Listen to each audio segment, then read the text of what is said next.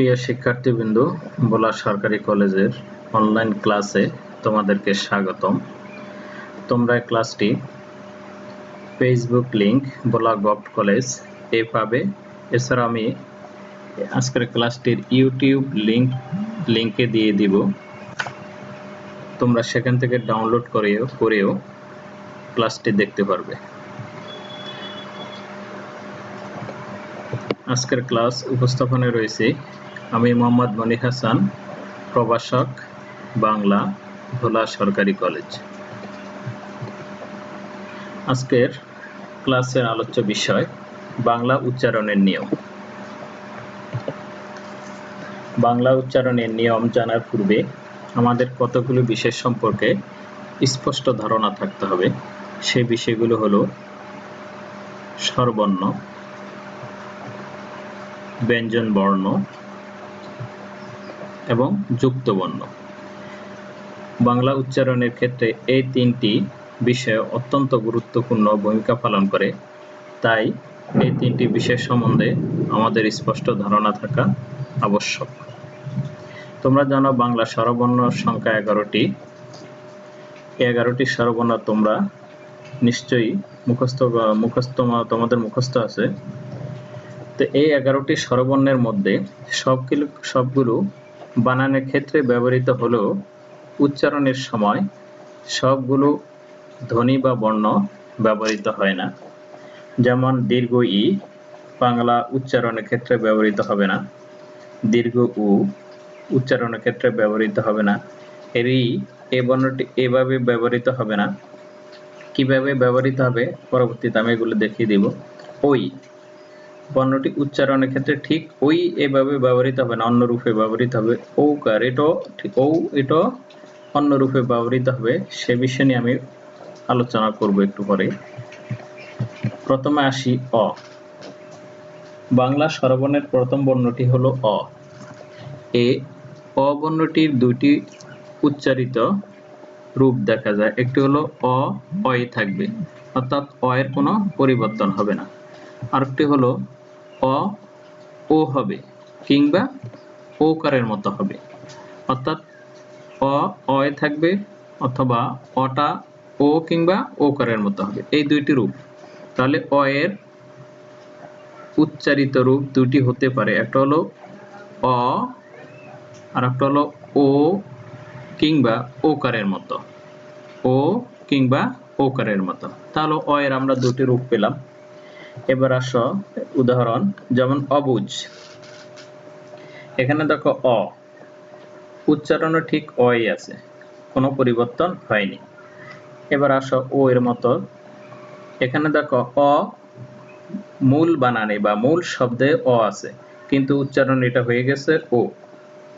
আবার কারের ক্ষেত্রে দেখো ক এর সঙ্গে অ আছে, কিন্তু উচ্চারণের ক্ষেত্রে এখানে দেখো ওকার হয়ে গেছে, এ ওকার হয়ে গেছে। তাহলে আমরা অ এর দুটি রূপ দেখলাম, একটা হলো অ অয় থাকবে আর একটা হলো ও কিংবা ওকারের মতো হয়। এরপরের বর্ণটি হলো আ। আ উচ্চারণের ক্ষেত্রে আয় থাকবে বা আকার হবে, এটার কোনো পরিবর্তন হবে না। হ্রস্ব ই বা হ্রস্ব ইকার, এই দুটি বর্ণেরও কোনো পরিবর্তন হবে না, হয় হ্রস্ব ই হবে অথবা হ্রস্ব ইকার হবে। ব্যঞ্জন বর্ণের সঙ্গে যুক্ত হলে কার হবে, আর স্বতন্ত্রভাবে ব্যবহৃত হলে হ্রস্বইকার হবে। দীর্ঘ ই বা দীর্ঘ ইকার, এই দুইটি বর্ণের ক্ষেত্রে একটু ব্যতিক্রম আছে। বাংলা বানানের ক্ষেত্রে দীর্ঘ ইকার ব্যবহৃত হতে পারে, কিন্তু উচ্চারণের ক্ষেত্রে দীর্ঘ ই বা দীর্ঘ ইকারের পরিবর্তে হ্রস্ব ই বা হ্রস্ব ইকার ব্যবহৃত হবে, অর্থাৎ উচ্চারণের সময় দীর্ঘ ই লেখা যাবে না বা দীর্ঘ ইকার লেখা যাবে না। কি লিখতে হবে তার পরিবর্তে? হ্রস্ব ই অথবা হ্রস্ব ইকার। নিচের উদাহরণ দেখাও, যেমন ঈগল, মূল শব্দটি লেখা আছে দীর্ঘ ইকার দিয়ে। মূল শব্দটি কি দিয়ে লেখা আছে? দীর্ঘ ইকার দিয়ে, কিন্তু উচ্চারণে দেখো এই দীর্ঘ ইকার আর উচ্চারণে নেই, সেখানে হয়ে গেছে হ্রস্ব ইকার। এখানে দেখো দয়ের সঙ্গে দীর্ঘ ইকার আছে, দীর্ঘ ইকার আছে, কিন্তু উচ্চারণে হয়ে গেছে হ্রস্ব ইকার। তাহলে আমরা বুঝলাম যে বাংলা উচ্চারণের ক্ষেত্রে দীর্ঘ ইকার বা দীর্ঘ ই ব্যবহৃত হবে না। দীর্ঘ ই বা দীর্ঘ ইকারের পরিবর্তে হ্রস্ব ই বা হ্রস্ব ইকার ব্যবহৃত হবে। হ্রস্ব উ বা হ্রস্ব উকার। হ্রস্ব উ বা হ্রস্ব উকার এ ক্ষেত্রে কোনো পরিবর্তন নেই, হয় হ্রস্ব উ ব্যবহৃত হবে অথবা হ্রস্ব উকার ব্যবহৃত হবে। দীর্ঘ উ বা দীর্ঘ উকার এই দুই ক্ষেত্রে আবার পরিবর্তন আছে। যখন দীর্ঘর পরিবর্তে বলবে দীর্ঘ উ, কারের পরিবর্তে হবে হ্রস্ব উ। দীর্ঘ উ এর পরিবর্তে হবে হ্রস্ব উ, আর দীর্ঘ উ এর পরিবর্তে হবে হ্রস্ব উকার। অর্থাৎ দীর্ঘ উ পরিবর্তে হ্রস্ব উ, দীর্ঘ উকার এর পরিবর্তে হ্রস্ব উকার ব্যবহৃত হবে। তার যেমন উদাহরণ দেখো, উজ্জ, এখানে আছে দীর্ঘ উ কিন্তু শব্দটির উচ্চারণে হবে হ্রস্ব উ। আবার এখানে ক এর সাথে দীর্ঘ উকার আছে কিন্তু উচ্চারণ হবে হ্রস্ব উকার। অর্থাৎ ক এর সাথে যে দীর্ঘ উকার আছে তার পরিবর্তে এখানে হয়ে যাবে হ্রস্ব উকার। তাহলে বাংলা শব্দের উচ্চারণের ক্ষেত্রে দীর্ঘ উ কিংবা দীর্ঘ উকার এই দুইটির পরিবর্তে হ্রস্ব উ বা হ্রস্ব উকার ব্যবহৃত হবে।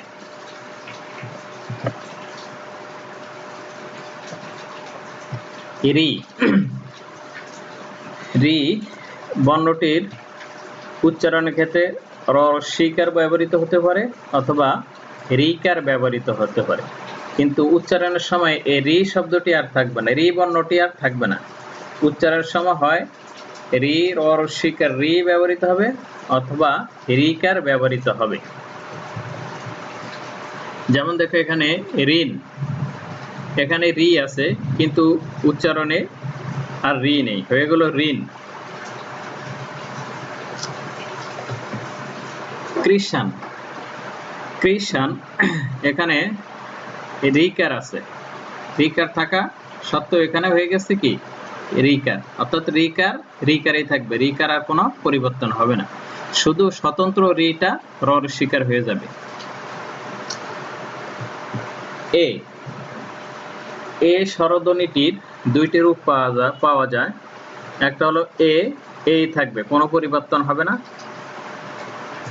যেমন মেঘ, অর্থাৎ উচ্চারণে মেঘ এখানে এ আছে। আবার এ, এ অর্থাৎ এর উচ্চারণটা এর মতো হবে, যেমন কেন, এখানে এর মতো উচ্চারিত হয়ে গেছে, এখানে আর এ নেই, এখানে এ হয়ে গেছে কেন। এরপর আসো ওই, ওই শব্দটি বানান আমরা ওই লিখতে পারবো, কিন্তু যখন উচ্চারণে লিখব তখন ও হ্রস্ব ই লিখতে হবে, ও হ্রস্ব ই লিখতে হবে। উদাহরণ ঐকতান, এখানে দেখো ওইটা আছে, বানানে বা মূল শব্দে ওই আছে কিন্তু উচ্চারণে আর ওই, এই ওইটা হয়ে গেছে কি ও হ্রস্ব ই, ওই, ও হ্রস্ব ই, ওই হয়ে গেল। তাহলে উচ্চারণের ক্ষেত্রে ওইটা লিখবো না, সেখানে লিখবো ওই এর পরিবর্তে লিখবো ও হ্রস্ব ই। ঐকার, ঐকারের ক্ষেত্রে কার কি, কার হলো স্বরবর্ণ, কার হলো স্বরবর্ণের সংক্ষিপ্ত রূপ। তো স্বরবর্ণের সংক্ষিপ্ত রূপ কার সঙ্গে যুক্ত হবে, ব্যঞ্জন বর্ণের সঙ্গে যুক্ত হবে। এখন ঐকার যদি থাকে তাহলে যেই বর্ণের সাথে ঐকারটা আছে ওই বর্ণের প্রথমে ওকার যুক্ত হবে, তারপরে হ্রস্বইকার হবে। উদাহরণ দেখো অনৈক্য, এখানে নয়ের সাথে ঐকার আছে, তাহলে এখানে অই থাকবে, আর এই যে নয়ের সাথে ঐকার থাকার কারণে প্রথমে নয়ের সাথে ওকার হবে, নয়ের সাথে ঐকার থাকার কারণে প্রথমে নয়ের সাথে ওকার, এই যে ওকার হয়ে গেছে, তারপরে হ্রস্ব ই। ঠিক আছে, তাহলে অনৈক্য, তাহলে ঐকার আসলে প্রথমে যে বর্ণের সাথে ঐকার থাকবে তার সাথে ঔকার যুক্ত হবে এবং পরে হ্রস্বইকার যুক্ত হবে। ঔকার, ঔকারের ক্ষেত্র ঠিক অনুরূপ, যার সাথে ঔকার থাকবে তার সঙ্গে প্রথমে ঔকার হবে, তারপরে হ্রস্বইকার হবে। উদাহরণ দেখি, গৌণ, গ এর সাথে ঔকার আছে, তাহলে গ এর সাথে প্রথম গ উকার হবে, তারপর ঔকার হ্রস্বইকার হবে, তারপরে কি হবে, উকার হবে, উ হবে, হ্রস্ব উ হবে, উকার হবে না, উ হবে, গৌণ। তাহলে আমরা বুঝলাম যে বর্ণের সঙ্গে ঔকার থাকবে সেই বর্ণে প্রথমে ওকার দিব, তারপরে হ্রস্ব উ দিব, তারপরে হ্রস্ব উ দিব, গৌণ। এরপরে একটি যুক্ত বর্ণ আছে ইয় যোগ চ, যেমন আমরা পঞ্চ লিখতে গেলে এই বর্ণটি ব্যবহার করি, যুক্ত বর্ণটি। পঞ্চম লিখতে গেলে এই বর্ণটি ব্যবহার করি। এই বর্ণটির যুক্ত উচ্চারণ কিরকম হবে, ইয় যোগ চ, কিন্তু ইয় বর্ণটি যখন চ এর সঙ্গে যুক্ত হবে তখন আর ইয় থাকবে না। ইয়র সাধারণত উচ্চারণ হলো হ্রস্বই অ এর মতো। চ বর্গের সঙ্গে, চ বর্গ কি, চ, ছ, জ এবং ঝ, এই বর্ণগুলোর সাথে যখন ইয় যুক্ত হবে তখন আর ইয়ের উচ্চারণ থাকে না। যেমন এখানে দেখো, চ এর সঙ্গে যখন ইয়টা যুক্ত হলো, ইয়র সঙ্গে যখন চ যুক্ত হলো তখন ইয়ের উচ্চারণ আর নেই, সেখানে হয়ে গেছে ন হস্যন্ত, আর চ চই থাকবে। উদাহরণ যেমন মঞ্চ, এখানে ন হস্যন্ত চ উকার হয়ে গেছে, তাহলে ইয়ের সঙ্গে চ যুক্ত হলে, ইয়র সঙ্গে চ যুক্ত হলে ইয়র উচ্চারণ আর থাকবে না, সেখানে হবে ন। এরপরে চ এর সঙ্গে যদি ইয় যুক্ত হয় তখন কি হবে, চ এর সঙ্গে ইয় যুক্ত হলে তখনও ইয়র উচ্চারণ থাকবে না, সেটা হয়ে যাবে ন। এখানে দেখো, চ এর সঙ্গে ইয় যুক্ত হওয়ার কারণে ইয়টা আর ইয় নেই, সেখানে হয়ে গেছে ন। যেমন যাচ আ হবে কি, যাচ না, তাহলে ইয়টা আর থাকবে না, সেটা হয়ে যাবে ন। এখন এই জ কেন ঝ হলো সেটা আমরা পরবর্তীতে আলোচনা করব।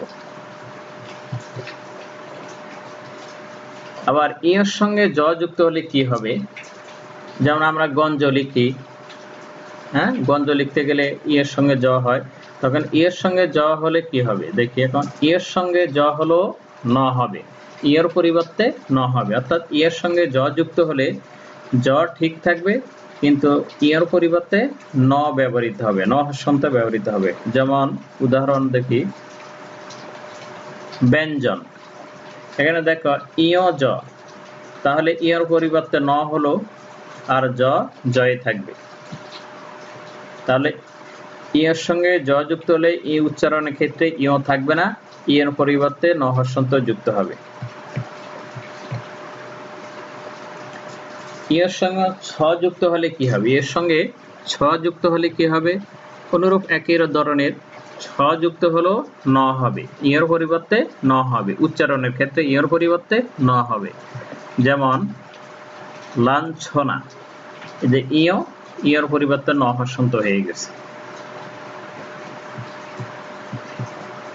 এরপরে এর সঙ্গে জ যুক্ত হলে কি হবে, বর্গীয় জ যুক্ত হলে কি হবে, একই, ইয়টা ন হয়ে যাবে, ইয়টা হয়ে যাবে কি, ন হয়ে যাবে, ইয়ের পরিবর্তে ন হবে, আর জ জয় থাকবে।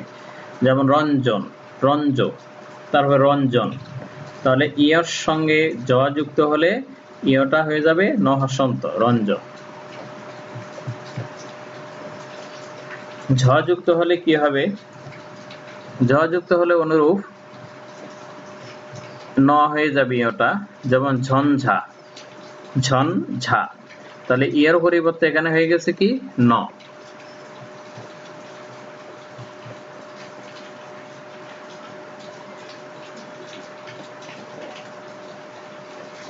এখন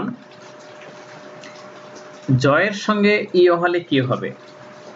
এতক্ষণ ছিল ইয়ের সঙ্গে এগুলো যুক্ত হলে, ইয়ের সঙ্গে চ, ছ, জ এবং ঝ যুক্ত হলে কি হবে?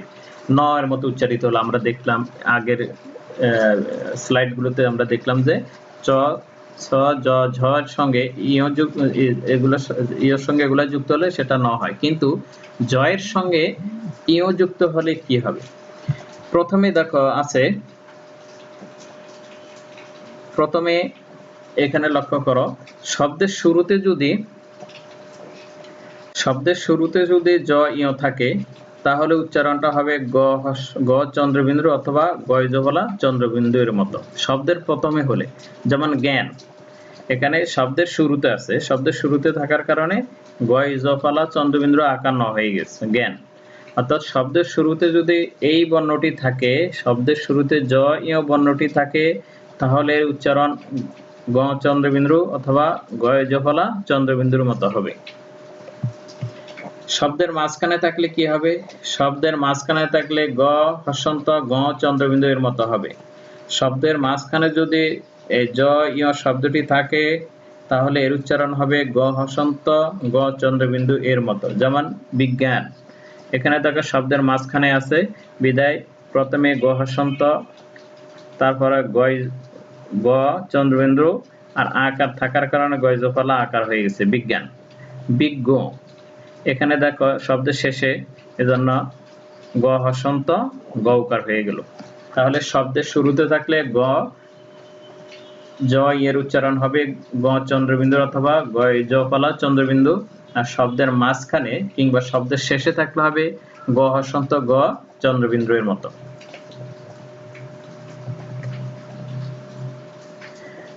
বাংলা বর্ণমালায় দুইটি ন দেখা যায়, একটি হলো মূর্ধন্য ন আর একটি হলো দন্তন্য ন। কিন্তু বাংলা উচ্চারণের ক্ষেত্রে কখনো মূর্ধন্য ন ব্যবহৃত হবে না, সব সময় দন্তন্য ব্যবহৃত হবে। অর্থাৎ মূর্ধন্য ন এর পরিবর্তে দন্তন্য ব্যবহৃত হবে। বাংলা অন্তস্থ জ এবং ঝ তিনটি ঝ রয়েছে, এক্ষেত্রে অন্তস্থ জ বাংলা উচ্চারণের ক্ষেত্রে ব্যবহৃত হবে না, এর পরিবর্তে ব্যবহৃত হবে বর্গীয় জ। মূর্ধন্য স, বাংলা বর্ণমালা তিনটি শীর্ষ ধ্বনি রয়েছে, একটি হলো তালব্য স, মূর্ধন্য স, দন্তস্ব। তালব্য স এবং দন্তস্বের উচ্চারণ আছে, কিন্তু মূর্ধন্য স এর স্বতন্ত্র কোনো উচ্চারণ নাই। মূর্ধন্য স এর উচ্চারণ সব সময় তালব্য স এর মতো হবে। অনুস্বার, বাংলা বানানের ক্ষেত্রে অনুস্বার ব্যবহৃত হতে পারে, কিন্তু বাংলা উচ্চারণের ক্ষেত্রে অনুস্বার ব্যবহৃত হবে না। বাংলা উচ্চারণের ক্ষেত্রে অবশ্যই উ ব্যবহৃত করতে হবে, অনুস্বারের পরিবর্তে অবশ্যই উ ব্যবহার করতে হবে। বিসর্গ, বাংলা বিসর্গ বর্ণটি শব্দের শেষে ব্যবহৃত হলে ওকারের মতো উচ্চারিত হবে, কিন্তু শব্দের মাঝখানে যদি ব্যবহৃত হয় তাহলে বিসর্গের পরবর্তী বর্ণটি দ্বিত্ব উচ্চারিত হবে। যেমন দুঃসময়, দুঃসাহস, এরকম শব্দগুলো।